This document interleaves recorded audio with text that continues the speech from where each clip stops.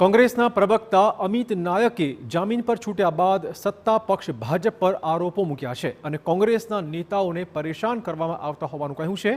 તેમણે કહ્યું છે કે તેમના ક્લિનિક બહાર જ તેમની મંજૂરી વગર ભાજપના પોસ્ટર લગાવાયા હતા, જેથી તેના પર તેમણે કૂચડો માર્યો હતો। મહત્વપૂર્ણ છે કે આ બાબતે સાયબર ક્રાઇમે અમિત નાયકની ધરપકડ કરી હતી। જોકે તેઓ હાલ જામીન પર છૂટી ગયા છે।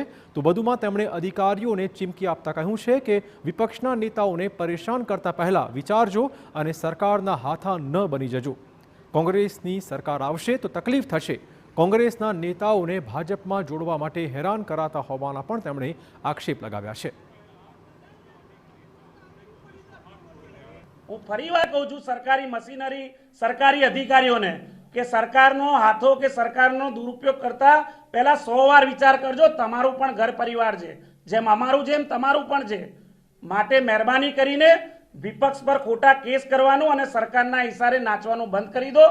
ભૂતકાળમાં લડાઈ કોંગ્રેસ પાર્ટીની વિચારધારાની લડાઈ છે। ભારતીય જનતા પાર્ટીની સંઘની જે વિચારધારા છે, લોકોને હેરાન કરવાનું, પીડા આપવાનું, ધર્મની રાજનીતિ કરવાની, સમાજની રાજનીતિ કરવાની, ખોટા કેસ ઊભા કરવાના અને વિપક્ષનો જે અવાજ દબાવવાની રાજનીતિ છે, એનો અમે ડબલ તાકાતથી પ્રતિકાર કરીશું।